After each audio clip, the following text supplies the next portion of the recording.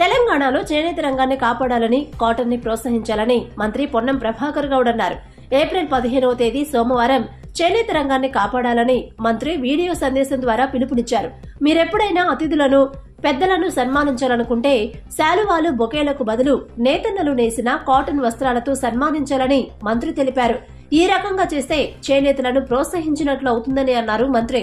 మంత్రులను, రాజకీయ నాయకులను సన్మానించేవాళ్లు బొకేలు, శాలువాలతో కాకుండా పిల్లలకు ఉపయోగపడే పుస్తకాలు, పెన్నులు ఇచ్చి సన్మానించాలని అన్నారు మంత్రి పొన్నం. మిత్రులకు, శ్రేయోభిలాషులందరికీ నమస్కారం.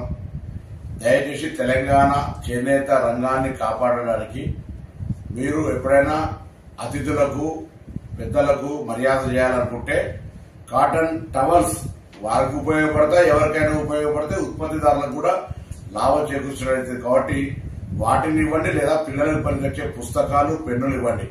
ఇది మేము కప్పుకోకుంటే మిమ్మల్ని అమర్యాద పరిచినట్టు, కప్పుకుంటే ఇది ఎందుకు పనికిరాదు, తీసి ఎవరికైనా బయట ఇస్తామంటే కూడా ఇది ఎవరికి ఉపయోగపడేది కాదు.